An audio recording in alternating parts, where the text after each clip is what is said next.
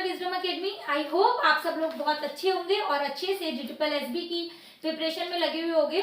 आज GSSB PRT की preparation की सीरीज में आज मैं आपके साथ शेयर करने वाली हूँ पार्ट ए और पार्ट बी का सिलेबस कि हमको दोनों ही पार्ट्स के लिए क्या क्या पढ़ना चाहिए, क्योंकि आप अलग अलग पूछते हो कि मीन्स इंग्लिश के लिए क्या पढ़े, मैथ्स के लिए क्या पढ़े, जीके के लिए क्या पढ़े, तो सबको अलग से ना ये बताना थोड़ा सा मुश्किल हो जाता है। तो मैं यहाँ पे एक प्रॉपर वीडियो बना रही हूँ, इसमें ज्यादा से ज्यादा सोर्सेज आपके साथ डिस्कस करूंगी और हम ये भी डिस्कस करेंगे कि आपको किसका कोर्स लेना चाहिए, क्योंकि जो बच्चे बिल्कुल फ्रेशर हैं, जो जस्ट इन्होंने अभी डाइट कंप्लीट करी है और वो DSSB पीआरटी की प्रिपरेशन करना चाह रहे हैं, उनको कुछ आइडिया नहीं है कि कैसे क्या करें, तो उनको जो जहाँ पे भीड़ दिखती है वो उसी तरफ चले जाते हैं, फिर उनको नहीं समझ में आता कि कैसे क्या करें।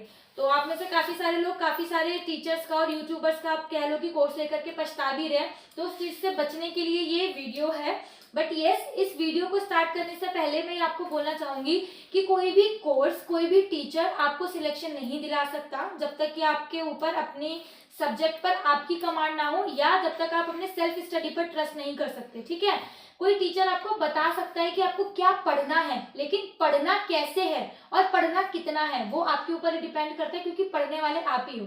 किसी भी टीचर का योगदान बच्चे के सिलेक्शन में 10%, 20% या मैक्सिमम 30% हो सकता है, बट 70% बच्चे की मेहनत होती है। ठीक है, और मैंने अभी तक खुद से ही जितने भी एग्जाम जो भी क्लियर करे, कहीं ना कहीं सेल्फ स्टडी ही करा है, किसी भी टीचर का कोई कोर्स वगैरह कुछ नहीं लिया हुआ है।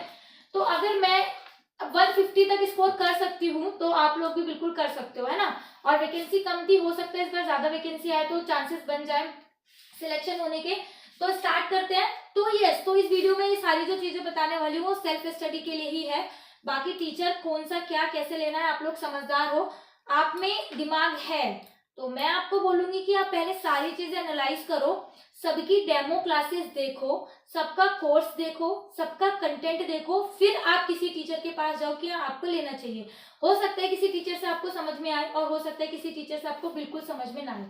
जस्ट बिकॉज मैं कह रही हूँ कि आप ये कोर्स लो, इसलिए आपको कोर्स नहीं लेना चाहिए। मैं क्या, कोई और भी कह रहा है, आपका बेस्ट फ्रेंड ही क्यों ना कह रहा है कि आपको इसका कोर्स लो, कोर्स बहुत अच्छा है, मत लो। बाद में पछताने से अच्छा है कि थोड़े से 2, 3, 4 दिन वेस्ट कर लो, 5, 6 घंटे वेस्ट कर लो, अच्छे से सारी एनालाइज कर लो चीजें, फिर आप जाओ। बाकी जो बेसिक चीजें हैं वो इस वीडियो के बाद आपको क्लियर हो जाएगी। तो देखो, पार्ट ए हमारा आता है 100 मार्क्स का।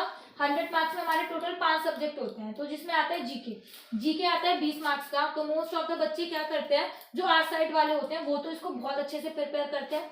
बाकी जो कॉमर्स वाले या साइंस वाले ना जीके के क्वेश्चन को छोड़ देते हैं, कि नहीं करते, होता ही नहीं है, क्योंकि बहुत ज्यादा वास्ट है और बहुत ज्यादा हमें पढ़ना पड़ता है।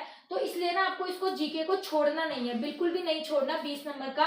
क्योंकि देखो, मैं भी पहले जीके को छोड़ के जाती थी, मैं आपको पहले भी बता चुकी हूँ, है ना। बट अगर आप जीके को कर लोगे ना तो ये एक स्टैटिक है, मीन्स ये जो कभी चेंज नहीं होने वाली। अगर आपने एक बार हिस्ट्री कंप्लीट कर ली, अगर आपने एक बार जीके आपने पॉलिटी कंप्लीट कर ली, तो आपको हर एक कॉम्पिटिटिव एग्जाम के लिए काम आने वाली है, क्योंकि हर एग्जाम में ही आती है।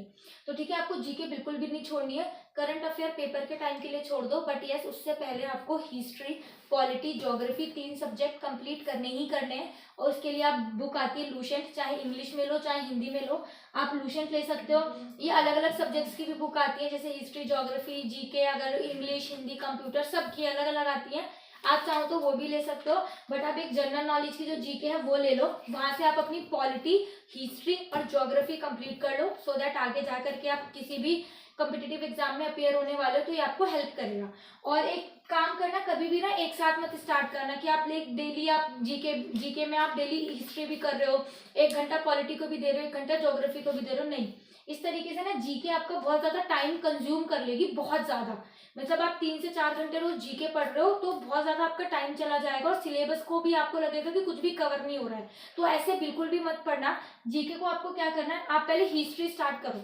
लेट सपोज आपने अब मध्यकालीन भारत स्टार्ट करा है, ठीक है, आप उसको पहले पढ़ लो और उसके साथ साथ अपने और अलग सब्जेक्ट पढ़ाओ, चलाओ।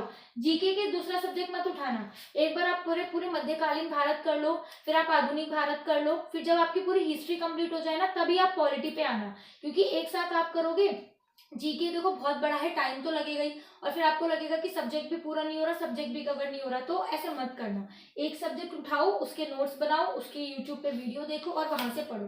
ठीक है, तो इस तरीके से आप जीके प्रिपेयर कर सकते हो। फिर सेकेंड आता है हमारा रीजनिंग। रीजनिंग हमारी 20 मार्क्स की है। 2018 वाला जो DSSB का पेपर हुआ था उसमें रीजनिंग और मैथ्स दोनों ही बहुत टफ आई थी, मीन्स पीजीटी के लेवल की पीआरटी के पेपर में दी गई थी। ठीक है, तो इसी वजह से उस टाइम पे कट ऑफ भी कम गई थी क्योंकि क्वेश्चंस बहुत टफ थे रीजनिंग और मैथ्स के। बट इस बार जो 2022 वाला पेपर हुआ है मार्च में, तो इस टाइम पे क्वेश्चन ऐसे थे कि अगर आप 20 के 20 क्वेश्चन करके आ रहे हो ना, तो आप मैथ्स और रीजनिंग दोनों में ही 20 आउट ऑफ 20 गेन कर सकते हो। तो इसके लिए आपको क्या करना है, आप अरिहंत की बुक ले सकते हो। अगर आप बिल्कुल फ्रेशर हो, आपके पास कोई भी बुक नहीं है, तो अरिहंत की बुक है, बिल्कुल बेसिक बुक है, आप यहाँ से स्टार्ट कर सकते हो। और अगर आपके पास रीजनिंग की कोई भी बुक है, नो मैटर कौन सी बुक है, किरण की बुक है, किसी भी पब्लिकेशन की बुक है, आप वहां से स्टार्ट करो, क्योंकि कोई बुक खराब अच्छी नहीं होती। उसके अंदर अगर कंटेंट जो दिया हुआ है अगर आपने कर लिया ना, तो आपका पेपर के लिए बहुत इनफ हो जाएगा। अगर आपके पास कोई बुक है तो आप उसी में से पहले उस पूरी बुक को खत्म करो, फिर ही कोई और बुक पे जाना। इन केस अगर आपके पास कोई बुक नहीं है तो आप अरिहंत की बेसिक बुक ले सकते हो। और साथ में आपको PYQ करनी, मीन्स प्रीवियस ईयर क्वेश्चन की पेपर में किस तरीके के क्वेश्चन आ रहे हैं वो जरूर आपको देखने हैं। रीजनिंग के previous year question most important है, ये आपको करने ही करने हैं। ठीक है, तो ये 20 नंबर की थी हमारी रीजनिंग। फिर इसके बाद आता है हमारा मैथ्स, जो कि है 20 मार्क्स का ऑब्वियसली। तो देखो मैथ्स एक ऐसा सब्जेक्ट है ना जो आपको या तो उठाएगा या जो आपको गिराएगा, क्योंकि क्या होता है मोस्ट ऑफ द बच्चों को मैथ्स या तो बहुत ही ज्यादा अच्छी होती है या फिर मैथ्स बहुत ज्यादा खराब होती है। बच्चे बहुत ज्यादा डरते हैं। अभी भी आपके साथ सबसे ज्यादा कमेंट यही आते हैं कि हम मैथ्स कैसे प्रिपेयर करें, हमारी मैथ्स बहुत वीक है, कैसे करें। हमारा मैथ्स वीक होने का मतलब पता है क्या होता है कि बस आपको ना बेसिक चीजें नहीं पता। अगर जिसका मैथ्स का बेसिक अच्छा है ना, बिल्कुल फंडामेंटल बहुत स्ट्रांग है, तो उसकी मैथ्स की जो आप कह लो एक जो बुनियाद है जिसकी स्ट्रांग है ना, ऊपर जो घर है वो अपने आप बढ़िया बनता चला जाता है। लेकिन जिसकी फाउंडेशन ही हिली हुई है तो उसको ऊपर जाने में बहुत ज्यादा दिक्कत होती है। तो यही शायद आप लोग भी यही फेस कर रहे होंगे। तो इसके लिए आप क्या कर सकते हो, बिल्कुल बेसिक बुक है RS अग्रवाल, बेसिक बुक। पहले तो बहुत बुक थी, बहुत अच्छी बुक थी, मीन्स कॉम्पिटेटिव एग्जाम के लिए सब इसको ही फॉलो करते थे। बट अभी क्या हो रहा है, कॉम्पिटिशन का लेवल बहुत बढ़ता जा रहा है, दिन ब दिन बहुत ज्यादा हाई होता जा रहा है। तो थोड़े से क्वेश्चन जो है बहुत ट्रिकी आने लग गए हैं। तो अब लोग जो है एडवांस बुक की तरफ जा रहे हैं, SSC की बुक की तरफ जा रहे हैं। और ये भी बोलते हैं कि अगर आपने एक बार SSC वाली बुक कर ली तो DSSB में कोई भी क्वेश्चन आएगा आप कर लोगे। ठीक है, बट जिनकी भी बच्चों की बहुत बेसिक मैथ्स बिल्कुल खराब है ना, वो पहले आप SSC की बुक पे मत जाना। मीन जो जैसे किरण की बुकें होती हैं या अलग बुकें हैं, आप उन पे मत जाना। आप पहले RS अग्रवाल करो। अगर एक बार आपने पूरी RS अग्रवाल कर ली, देखो पहली बार करने पे आप अटकोगे। मेरे को भी कम से कम RS अग्रवाल में अब कोई भी क्वेश्चन दे दोगे ना, मैं अब कर लेती हूँ। बट जब मैंने स्टार्टिंग करा था ना, तो हर एक चैप्टर में 2 से 3 क्वेश्चन ऐसे होते थे, मैं अटकती थी उनको। 1 बार करा, 2 बार करा, 3 बार करा, पर चौथी बार मैंने हैबिचुअल हो गया। मीन्स अपने आप ही दिमाग में फिक्स हो गया कि हाँ ये ऐसे होगा। मुझे नहीं भी पता कि उसका क्या है पैटर्न, क्यों हुआ ये ऐसे, बट एक जो तरीका होता है ना वो दिमाग में फिक्स बैठ जाता है। तो आप उसको एक बार RS अग्रवाल कर लो। एक बार अगर आपने RS अग्रवाल पूरी कर ली ना, आपकी फाउंडेशन बहुत अच्छी बन जाएगी, बिल्कुल अच्छा हो जाएगा। और 20 में से कहीं ना कहीं आप 15-16 तो आराम से स्कोर कर लोगे, अगर जैसा अभी पेपर आ रहा है तो। ठीक है, और अगर जब आपने RS अग्रवाल कर ली तो उसके बाद और थोड़ा सा एडवांस होने के लिए या अपनी प्रैक्टिस को थोड़ा सा बूस्ट अप होने के लिए कि अच्छे से प्रैक्टिस करनी है, आप किरण की बुक ले सकते हो।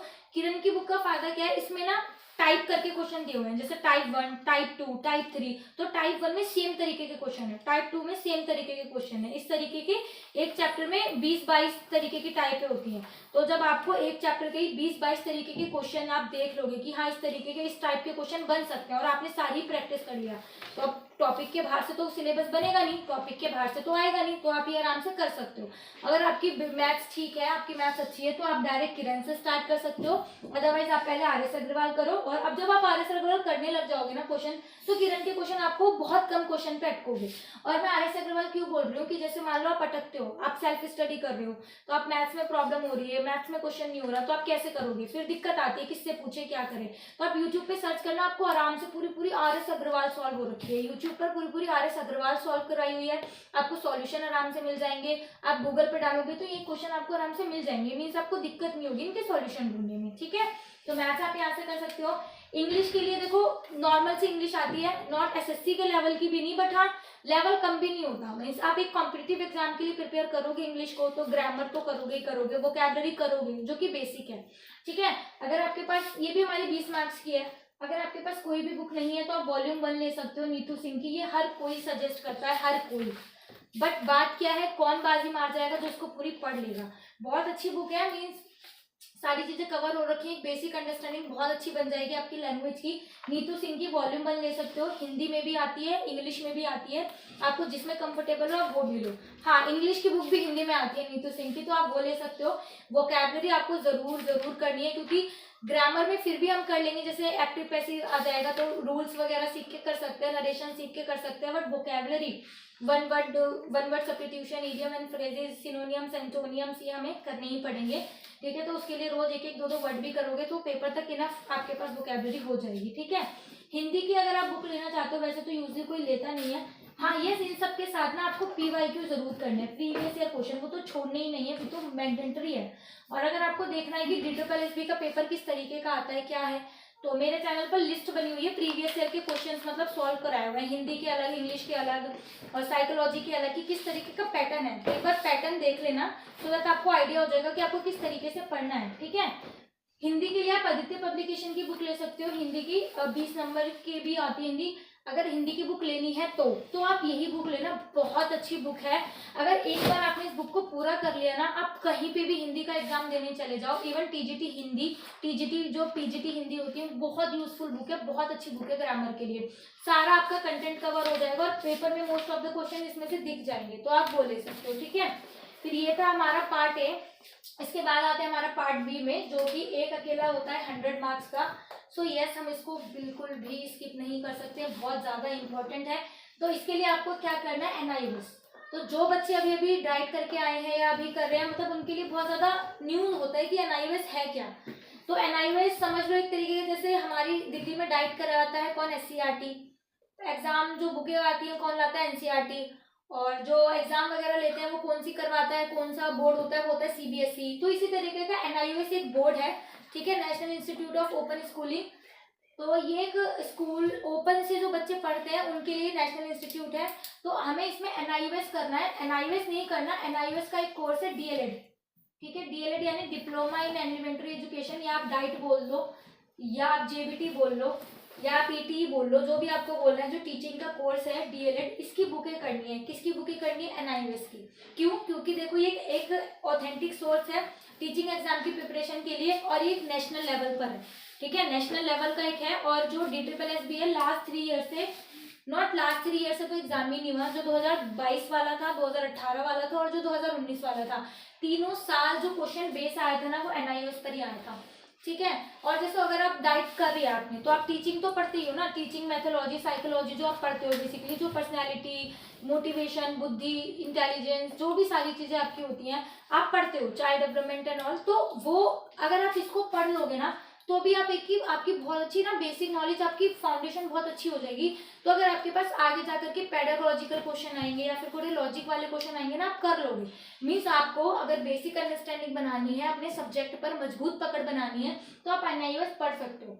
अब देखो एनआईओएस के साथ दिक्कत क्या आती है, एनआईओएस कोई छोटा मोटा सब्जेक्ट तो है नहीं, एनआईओएस बहुत वास्ट है। एनआईओएस की 10 बुकें हैं डीएलएड की। मीन्स अब वही देख लो, जो पूरे साल पढ़ता है बच्चा, पूरे साल जो एग्जाम देता है बच्चा, उसको आपको कुछ महीनों में पढ़ करके एग्जाम क्लियर करना है। तो देखो मेहनत तो करनी पड़ेगी। और इसकी 10 बुकें हैं, मीन्स 501, 502, 503 ऐसे करके 5010 तक 10 बुकें हैं। 10 की 10 बुकें पढ़नी है। और इसमें मैंने आपके साथ प्ले लिस्ट बनी हुई है कि मैंने बता रखा है कौन सी बुकें ज्यादा इंपॉर्टेंट है, कौन से बुक ज्यादा ब्लॉक्स इंपॉर्टेंट है जो आप छोड़ नहीं सकते। वैसे तो मैं आपको यही सजेस्ट करूंगी कि आप पढ़ के जा रहे हो तो सारे ही पढ़ के जाओ, क्यों रिस्क लेना है, क्यों छोड़ना है ना। तो सारे ही पढ़ के जाओ। और मेरे चैनल पर एनआईओएस की प्लेलिस्ट भी बनी हुई है, जहाँ पे मैंने आपको बता रखा है कि मीन्स किस तरीके से एनआईओएस पढ़ना चाहिए, क्योंकि एनआईओएस में बहुत सारा है, हम सब कुछ अपने दिमाग में नहीं घुसा सकते है ना। और ऐसा भी नहीं कि हम मेन चीजें छोड़ नहीं सकते। तो अब वो हमें पता कैसे चलेगा क्या इंपॉर्टेंट है। तो उसके लिए हम क्या करेंगे, हम पीवाईक्यू पे जाएंगे, प्रीवियस ईयर क्वेश्चन पे जाएंगे, हम देखेंगे कि अच्छा कहाँ से क्वेश्चन बन रहा है, और जहाँ से क्वेश्चन बन रहा होगा वो टॉपिक हमारा इंपॉर्टेंट है, यानी यहाँ से दोबारा बन सकता है या आ सकता है, या फिर इसको पेपर के लिए हमें अच्छे से प्रिपेयर करना है। तो यस, हमको एनआईओएस पढ़ना है, प्रीवियस ईयर क्वेश्चन करने हैं। इसके साथ हमारा चाइल्ड डेवलपमेंट और टीचिंग एप्टीट्यूड पढ़ना है। वैसे अगर आप एनआईओएस करोगे ना, आपका सब कवर हो जाएगा, सब कुछ, टीचिंग एप्टीट्यूड भी और चाइल्ड डेवलपमेंट भी, ये भी आपका कवर हो जाएगा। इसके साथ साथ क्या जो एक्स्ट्रा है ना आपका, मीन्स और भी सब्जेक्ट है, ईवीएस, मैथ्स, ये सब कुछ आपका कवर हो जाएगा। बट स्टिल जो आपकी डाइट की बुक होगी या आपके पास जो भी साइकोलॉजी की बुक हो, वो आप कर सकते हो। मीन्स पढ़ना है, तो आप पढ़ सकते हो। तो चाइल्ड डेवलपमेंट और टीचिंग एप्टीट्यूड आपको पढ़ना है। टीचिंग एप्टीट्यूड मीन जो बच्चों को पढ़ाने के तरीके होते हैं, निगमन विधि, आगमन विधि, project method, learning method, playway method, Montessori method, ये जो सारी चीजें हम पढ़ के आए हैं। शिक्षण के सोपान क्या होते हैं, ब्लूम टेक्सोनॉमी, ये सारी चीजें कहीं ना कहीं एनआईओएस में भी कवर है। बट यस, एनआईओएस में उतनी डिटेलिंग से नहीं है, उनको डिटेल में करने के लिए आपको अपनी बुक्स की जरूरत पड़ेगी। बट यस, ये 100 नंबर को कवर करने के लिए आपको एनआईओएस डीएलएड जरूर करना पड़ेगा, आप इसे छोड़ोगे नहीं। और आप अगर किसी भी टीचर का कोर्स लेने की सोच रहे हो तो आप ये जरूर देख लेना कि वहाँ पे एनआईओएस जरूर करा रखा हो, ठीक है। बिना एनआईओएस के कोर्स मत लेना, नहीं तो फिर आपकी सारी मेहनत बेकार हो जाएगी। तो ये था हमारा पार्ट ए। पार्ट बी जो हमें डीटीपीएल एसबी पीआरटी के लिए प्रिपेयर करना है,